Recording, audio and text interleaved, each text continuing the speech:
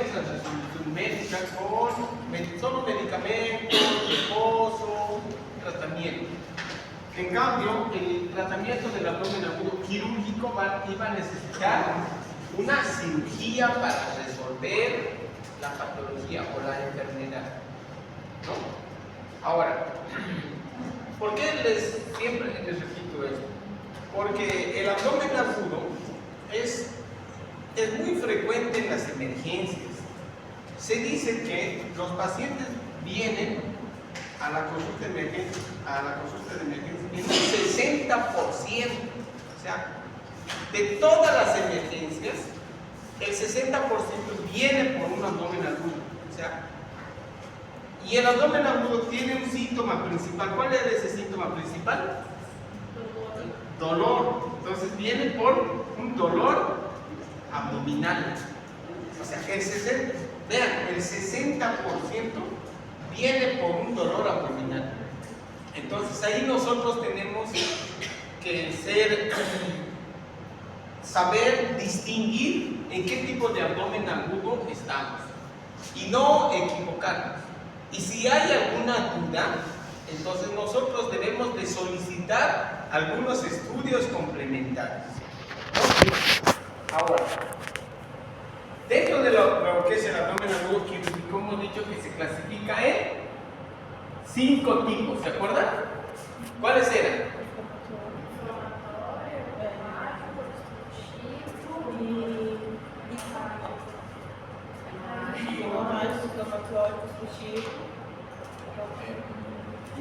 Perforación. Ya, hemos dicho inflamatorio, hemos dicho hemorrágico, hemos dicho perforativo, obstructivo y entonces 5 tipos de abdomen. Y cada uno de estos tiene su característica propia, o sea, tiene sus síntomas y signos propios. Por ejemplo, el abdomen agudo inflamatorio, el paciente tiene, entonces si hay un proceso inflamatorio, el paciente tiene fiebre, diaforesis, escalofríos, y pedimos un examen, un laboratorio, un hemograma, vamos a encontrar una leucocitosis, ¿no? Hemorrágico, o sea, porque hay pérdida de sangre, el paciente tiene mareos, cansancio, sueño, y si hay bastante pérdida, tiene hipotimia, la frecuencia cardíaca alterada, la presión igual baja, ¿no? Y si igual pedimos un hemograma, los glóbulos rojos van a estar bajos, o sea, tiene sus propias características. El perforativo igual, el abdomen en tabla, el obstructivo igual, vómitos, distensión abdominal, falta de eliminación de gases y eso, o sea, tiene su propia característica, ¿no? Eso quiero que entiendan. Dentro de lo que es el abdomen agudo de tipo inflamatorio, hay varias patologías. La más frecuente y conocida por todos nosotros es la apendicitis. Apendicitis aguda. Vamos a verlo así. También hay otras patologías que es la colecistitis, la diverticulitis, la enfermedad pélvica inflamatoria. O sea, esas patologías tienen que resolverse quirúrgicamente. Pero hay una patología dentro de esta que no se resuelve con una cirugía. Esa es la pancreatitis aguda. O sea, es la única patología o la única enfermedad que está dentro del abdomen agudo de tipo inflamatorio, que es la pancreatitis, que no se opera, ¿entienden? No se opera. ¿Cuándo se opera la pancreatitis? Cuando tiene complicaciones, cuando se complica, cuando hay complicaciones. ¿Y qué más? Cuando la causa de la pancreatitis ha sido por cálculos biliares. Entonces, ahora el tema de hoy es pancreatitis aguda y vamos a ir viéndolo. Muy bien. ¿Se entiende? ¿Tienen alguna duda, pregunta antes de que empecemos? No. ¿Está bien así la luz o quieren qué? ¿O quieren apagarla?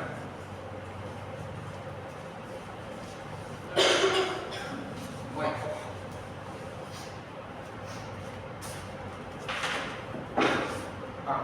Miren, para conocer bien y hablar de esta patología, es necesario también hacer un pequeño recordatorio de qué es el páncreas. El páncreas es una glándula retroperitoneal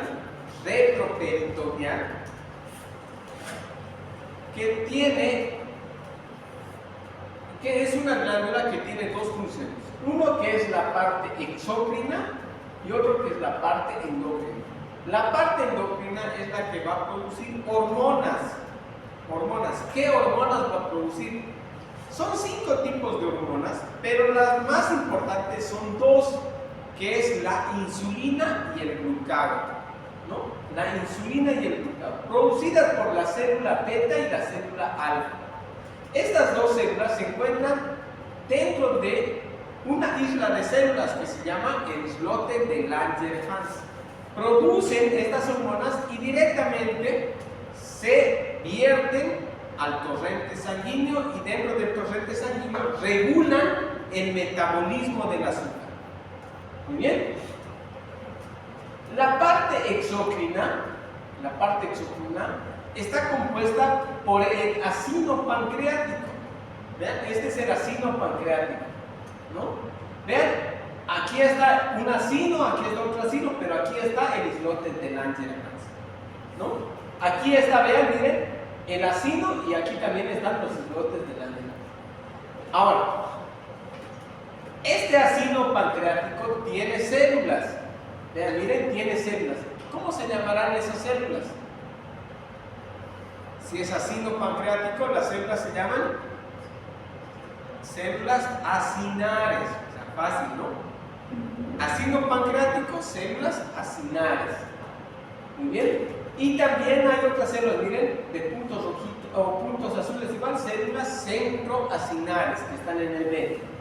Estas células con las células intercalares que están en los conductos van a producir lo que es el jugo pancreático. Este jugo pancreático, vean, se vierte por conductos y van a ir y discurrir por un conducto principal que se llama el conducto de Wilson, donde se vierte en la segunda porción del duodeno. O sea, vean, se vierte en el duodeno. Este jugo pancreático tiene enzimas, tiene agua y bicarbonato. Enzimas, agua y bicarbonato. Entonces, ¿para qué el bicarbonato? Para contrarrestar el contenido ácido que viene del estómago. O sea, el estómago que produce gran cantidad de ácido, entonces, en la parte de la segunda porción, entonces, con la parte del bicarbonato nos da un pH neutro, ¿no? Ahora, entonces, conociendo eso, entonces vamos a ir pasando a lo que es la definición de la pancreatitis. Vean, esta es la definición. Es una inflamación de la glándula pancreática. Dice, con compromiso variable de ella y de los órganos vecinos. O sea, este proceso inflamatorio es variable. Puede ser que la inflamación esté en toda la glándula pancreática, o aparte de la glándula pancreática, esta inflamación afecte a órganos vecinos. ¿Qué órganos vecinos tenemos? Intestino, tenemos riñones, tenemos los pulmones. O sea, puede afectar a órganos vecinos. O sea, es variable. Solo el páncreas o también órganos vecinos. Por eso dice variable. Bueno, miren, dice, así como una respuesta inflamatoria. O sea, va a haber un proceso inflamatorio con una respuesta inflamatoria sistémica derivada de la ruptura de células acinares y liberación de su contenido enzimático. O sea, Estas enzimas que estaban en los ácidos se van a activar dentro de la glándula pancreática. Se liberan y se activan y van a producir una destrucción de la misma glándula pancreática. Recuerden que el páncreas no produce enzimas activadas, sino produce enzimas inactivas o proenzimas. Estas enzimas se activan en la luz del duodeno. ¿Me entienden? Se activan en la luz. Pero, ¿por qué se llegan a activar en la glándula pancreática? Generalmente se activan cuando hay una obstrucción a nivel de la papila o del esfínter de ojo. ¿Qué causa puede producir una obstrucción? En nuestro medio, un cálculo biliar, ¿no? Entonces, aquí se los voy a dibujar para que veamos.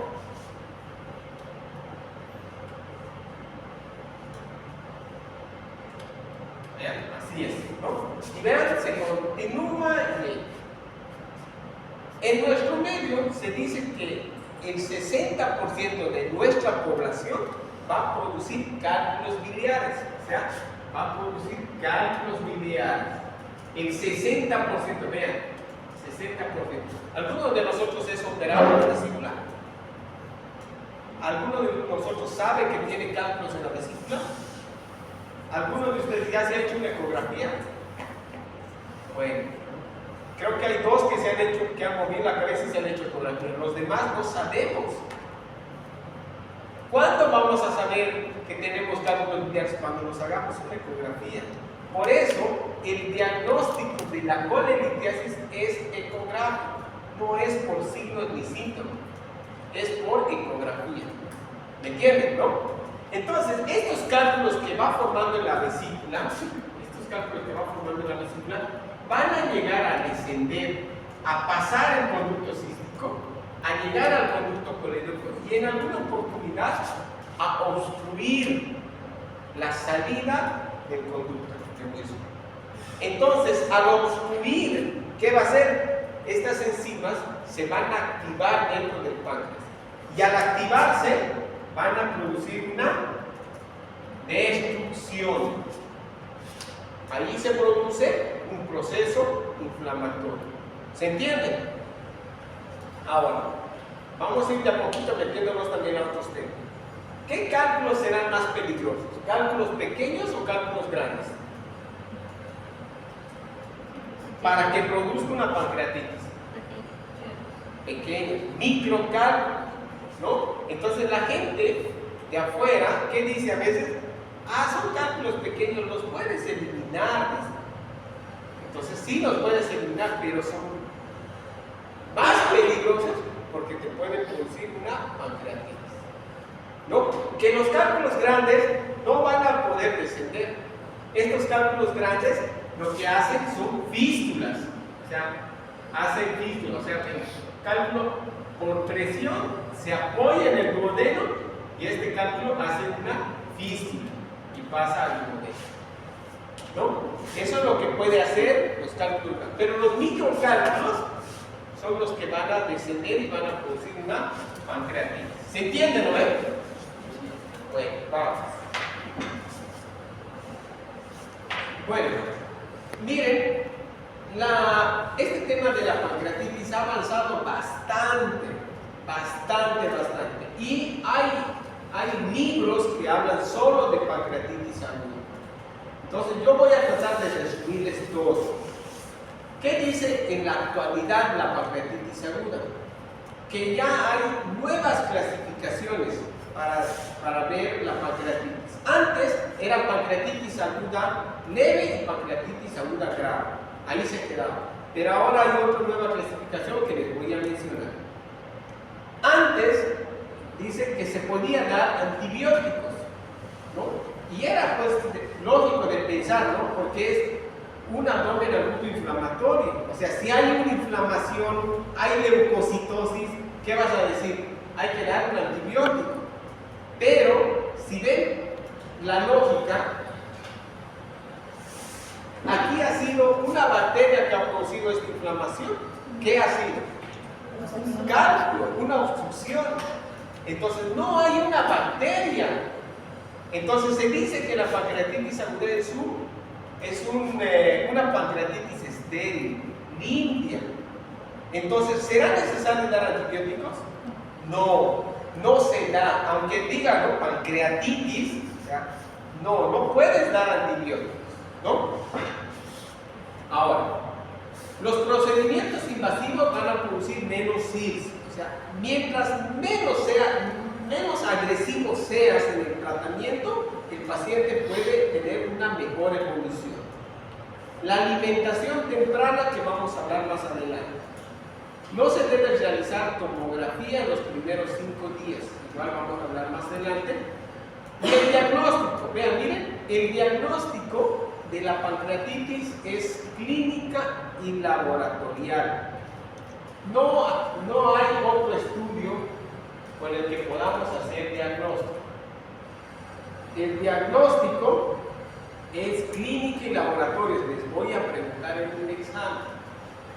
Muy bien. Ahora, ¿la ecografía sirve para el diagnóstico? No, la ecografía no. ¿Para qué nos servirá la ecografía en pancreatitis? ¿Para qué podemos pedir una ecografía en una pancreatitis?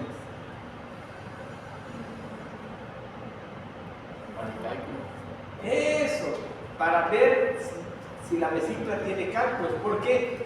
Porque si hay un cálculo en la vesícula, automáticamente tú vas a pensar que ese cálculo o otro cálculo ha bajado y ha producido una obstrucción, ¿no? Solo para eso, para saber, aquí les voy a poner, para saber el origen o la causa.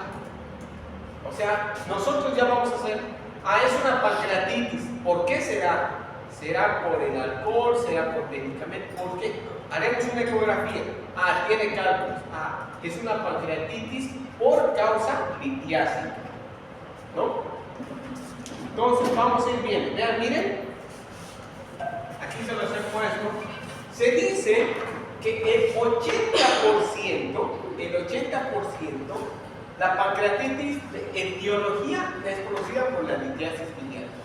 O sea, vean, 80%. Hay otro porcentaje también alto que es por el consumo de alcohol.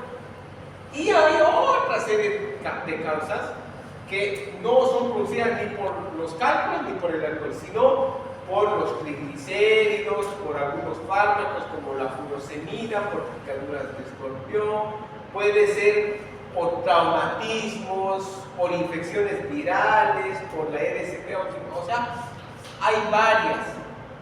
Pero lo primero que tenemos que pensar, si viene un paciente con bastante dolor y tiene pancreatitis, una litiasis biliar, ¿no? Ahora, no tiene cálculos en la vesícula y está con pancreatitis, preguntarle, ¿no ha consumido alcohol? He bebido 3 días y justo ayer me empezó el dolor. Entonces, puede ser una causa, ¿no? Bueno, vamos, miren. La fisiopatología, lo que la patogénesis, o sea, cómo se produce este proceso inflamatorio. Es más o menos como les he mencionado hace rato. Los desencadenantes principales, miren, litiasis y alcohol. O sea, ¿qué va a producir? Si hablamos de la litiasis, va a producir una obstrucción. Y al producir una obstrucción, produce una activación intracinar del tripsinógeno a tripsina. Esta tripsina va a producir una destrucción de las vacuolas con tripsina activada y hace que se eleve esta enzima. Al elevarse, también va a producir la activación de la fosfolipasa 2, la quimiotripsina y la elastasa, o el complemento de la calicreína y de la coagulación, y esto produce lesión del endotelio vascular, del intersticio y de las células acinadas. Va a haber vasoconstricción de estasis capilar, disminución de la saturación del oxígeno y isquemia. Y esto produce, vean, a la migración. Va a haber migración de los polimorfos nucleares, de los macrófagos, liberación del ácido araquidónico, enzimas proteolíticas radicales libres, y esto lo que produce es una trombosis, hemorragia, necrosis y el SIS, síndrome de respuesta inflamatoria sistémica. Eso como un resumen. Vámonos a la clasificación. Hay varios métodos de clasificación. Vean aquí, el Apache, el B-Sharp, el Ramson, ¿no? Hay varios. Antes se utilizaba bastante el Ramson, no sé si alguno de ustedes lo ha escuchado, ¿no? El Ramson. Pero ahora ya se ha dejado de utilizar. Y hay otro sistema de clasificación que es el de Atlanta. Este es el que actualmente utilizamos, ¿no? Si alguno le dice estamos en la clasificación de pancreatitis aguda leve y grave, bueno, estás equivocado. Esta es la nueva clasificación. ¿Y cómo se clasifica? En pancreatitis aguda leve, pancreatitis aguda moderadamente severa o grave y pancreatitis severa o grave. O sea, puede ser severa o también puede ser grave, ¿ya? O sea, quiero que entiendan. O pancreatitis moderadamente severa, o si la severa la cambian por grave, cualquiera. Esta es la clasificación. ¿Qué dice dentro de esta clasificación? Dice que la pancreatitis aguda leve hay una ausencia de falla orgánica y ausencia de complicaciones locales. O sea, este paciente solo va a tener proceso inflamatorio del páncreas, nada más.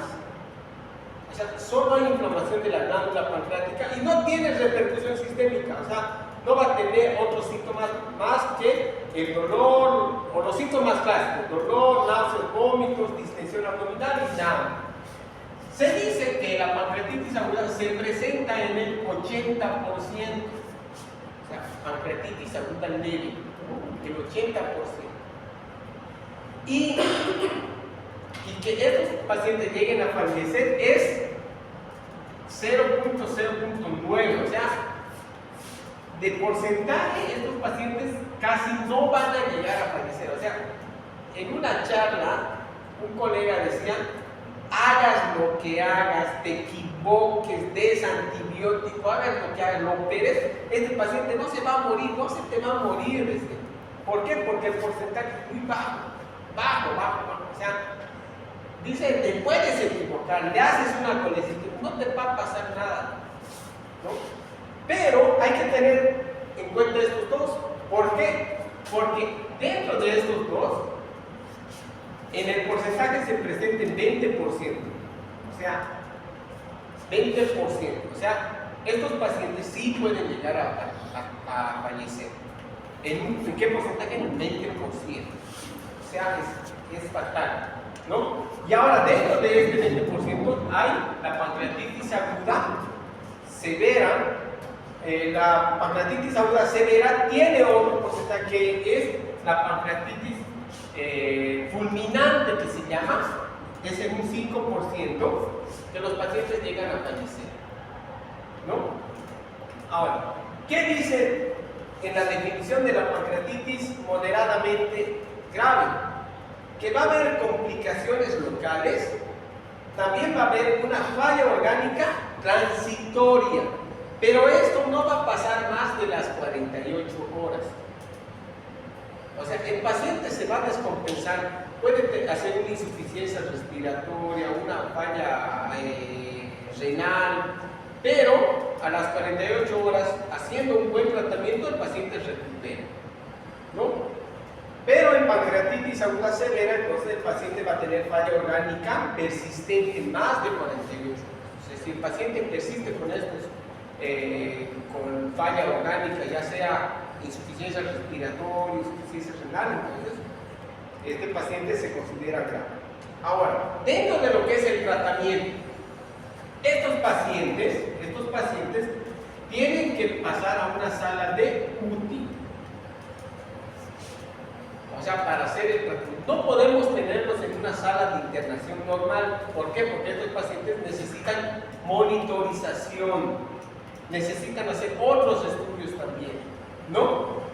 En cambio, una pancreatitis aguda leve, el tratamiento se lo puede hacer en una sala de internación común, o sea, en sala normal. Muy bien, ¿se entiende? Perfecto.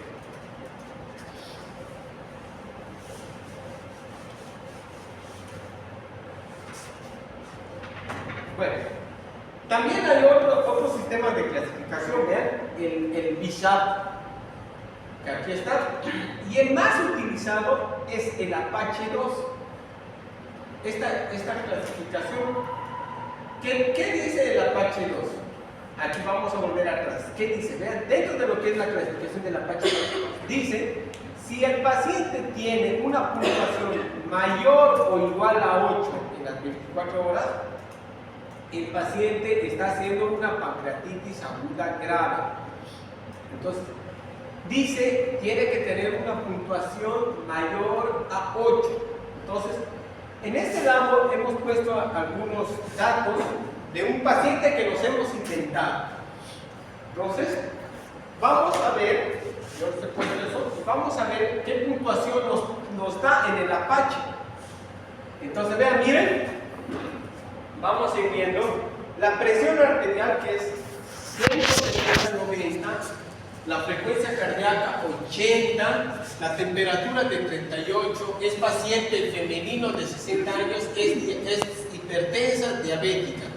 Sus laboratorios, que solo hemos recabado algunos, tiene una leucocitosis de 18.000, tiene una amilasa de 1.500, la bilirrubina total de 3.7, la bilirrubina directa 3, la indirecta 0.7, la creatinina 2.5, la GGT 200 y la GPT 300.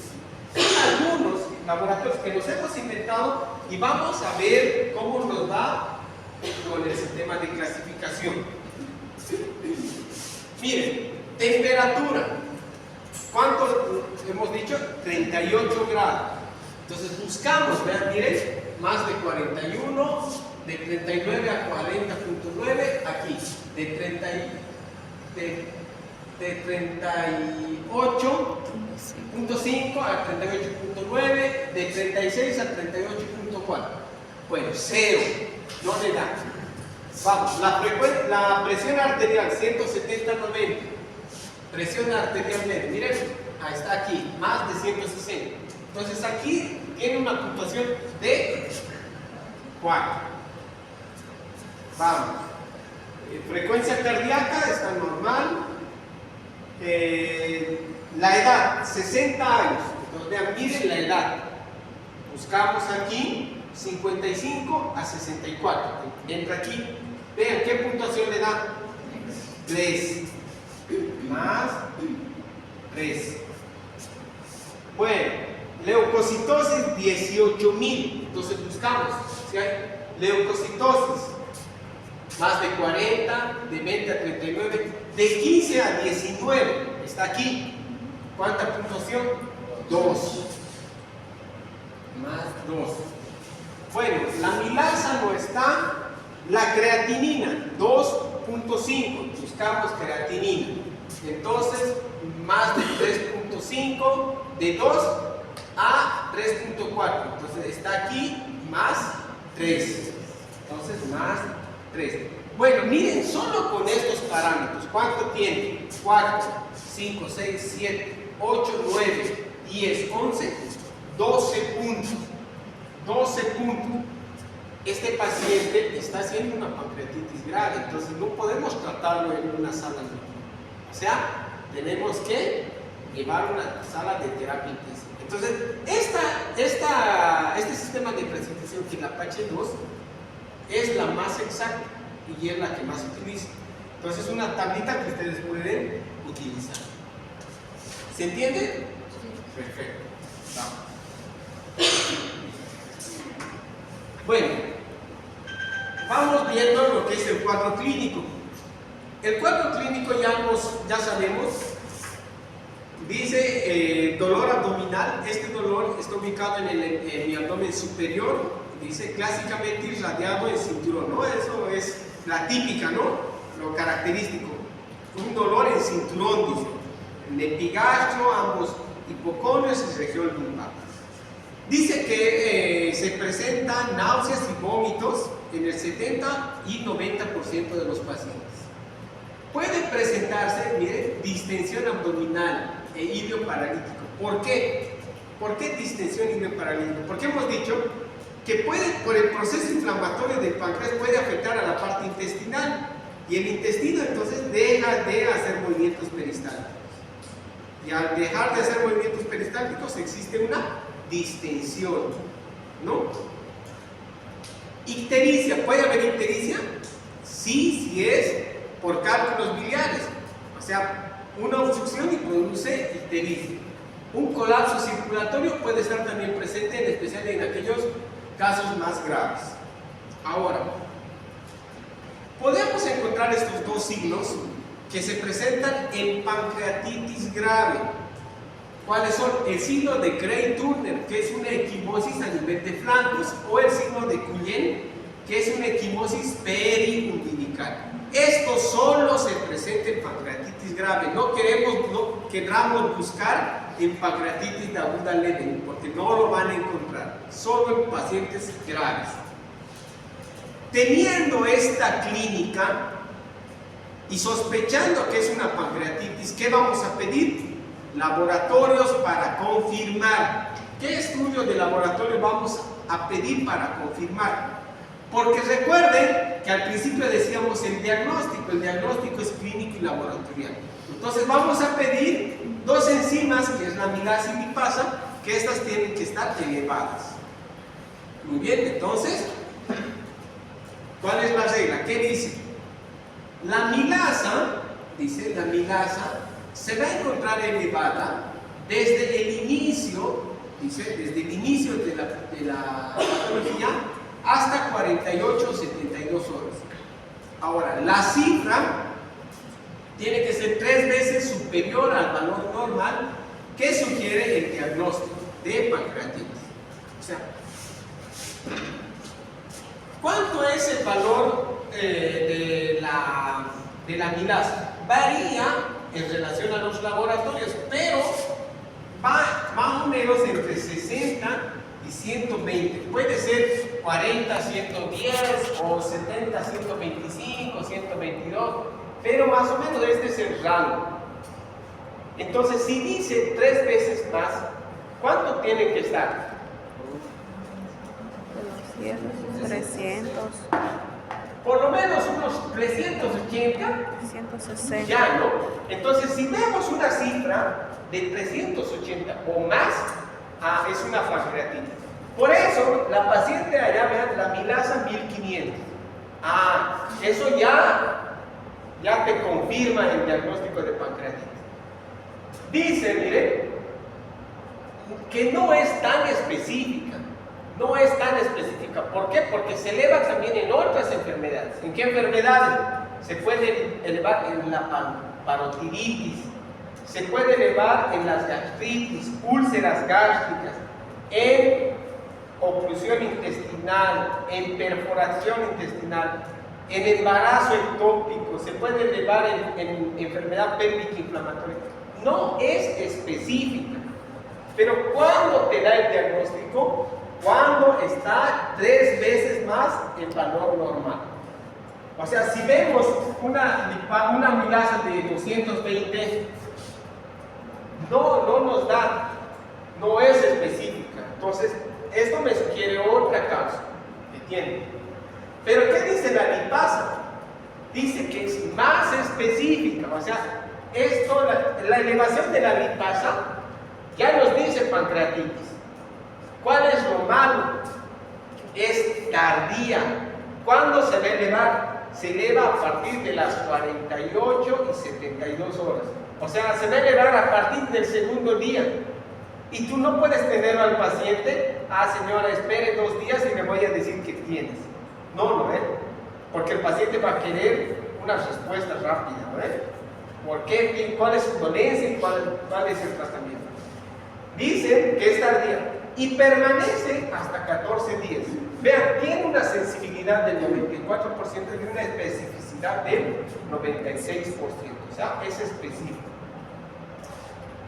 También podemos pedir otros datos analíticos. Vean, podemos pedir dentro de lo que es el hemograma, que está en hematocrito, vamos a encontrar leucocitosis, porque hay un proceso inflamatorio. Vamos a encontrar con desviación a la izquierda. Como hay alteración de la glándula pancreática, islotes de Langerhans, va a haber hiperglicemia, pero no va a haber cetoacidosis. Si hay falla renal, el boom está elevado, la presión de oxígeno disminuida, va a haber déficit de base, disminución del calcio, disminución de la albúmina, elevación de la LDH, elevación de las enzimas hepáticas. Si estamos hablando que puede ser una causa litiásica. También elevación de la bilirrubina, elevación de la fosfatasa alcalina, ¿no? O sea, podemos pedir todos estos estudios para hacer, completar nuestras sospechas diagnósticas. Bueno, pedimos estudios de imagenología, sí, nos ayudan también, pero no nos dan el diagnóstico, nos ayudan.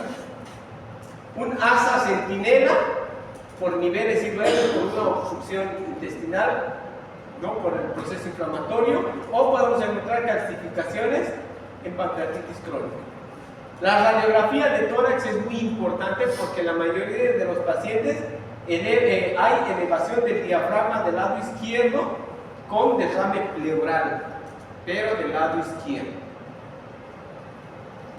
Ahora, la ecografía, lo que su compañero nos respondió hace un momento. ¿Para qué nos servía? Eso, para saber la etiología.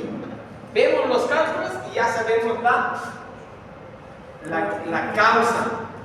causa, se lo estoy poniendo acá. Origen o etiología. Etiología. Pregunta de examen. 3 veces ya les he dicho. Les voy a preguntar el examen y va a ver que van a fallar. ¿Qué más? Colegofluoritiasis, si hay cálculos en el producto colego.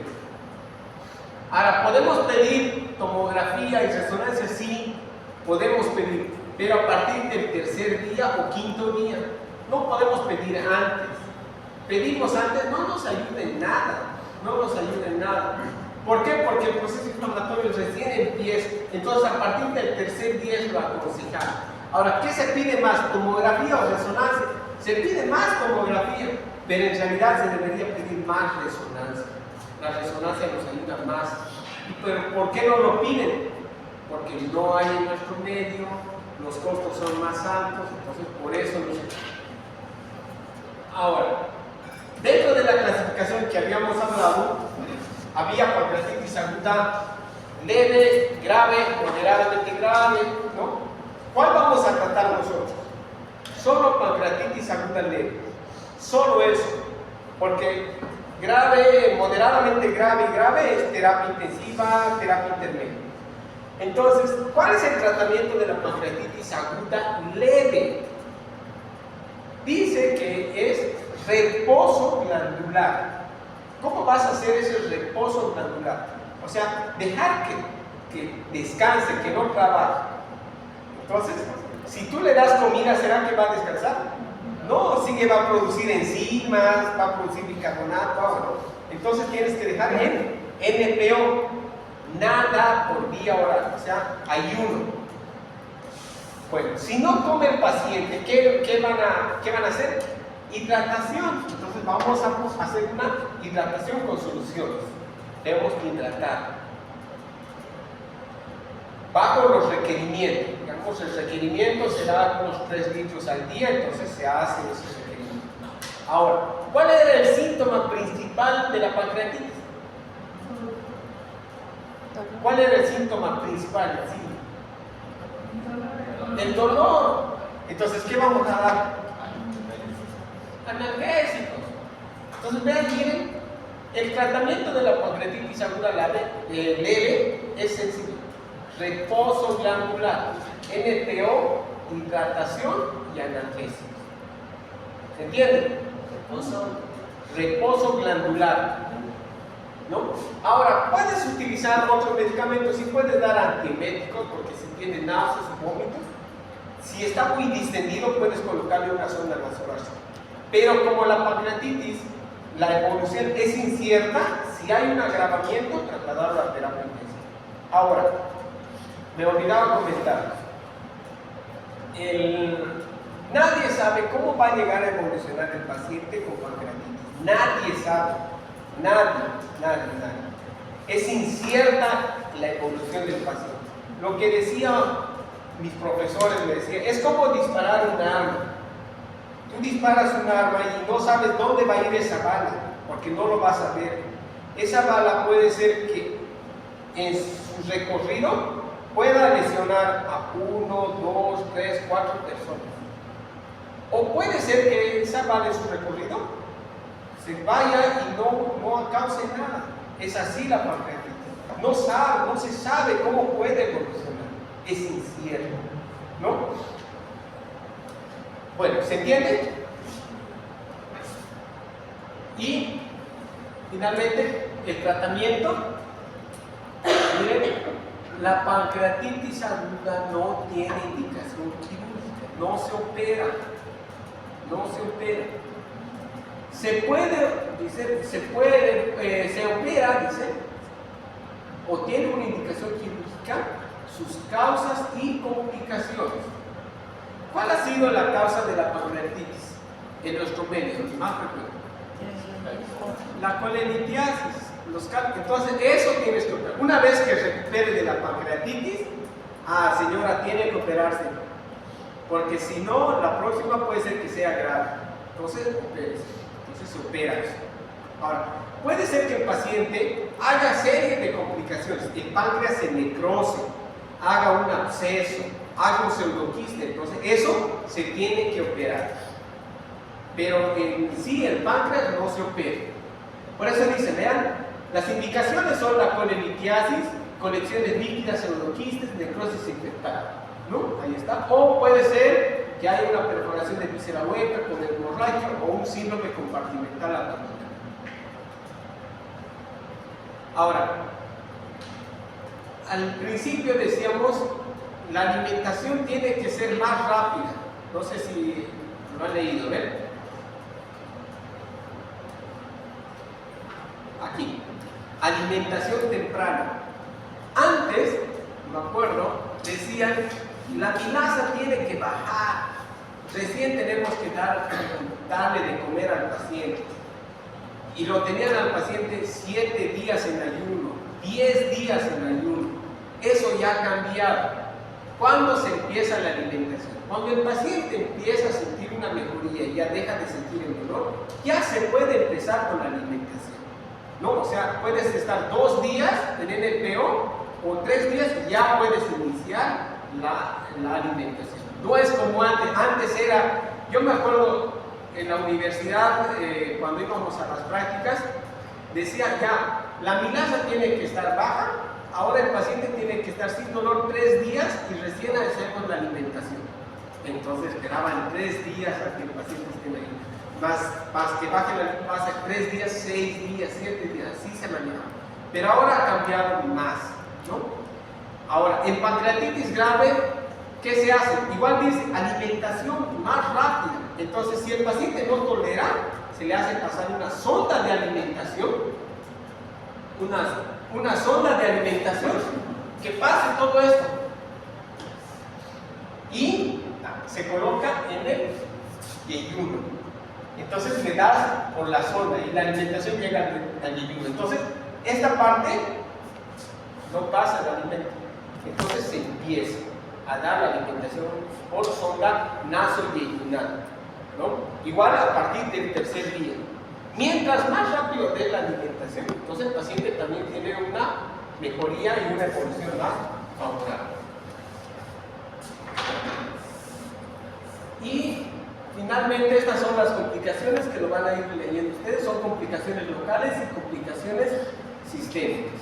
Muy bien. Bueno, hasta ahí, jóvenes. ¿Tenemos dudas, preguntas? doctorado yo creo que lo claramente. Si por ejemplo es un cálculo que llegó a obstruir, ¿cuál sería la conducta de eso? Bueno, muy bien, muy buena pregunta. Entonces, hay un cálculo aquí, dice su compañero, que está obstruido. Generalmente algunos cálculos hacen pancreatitis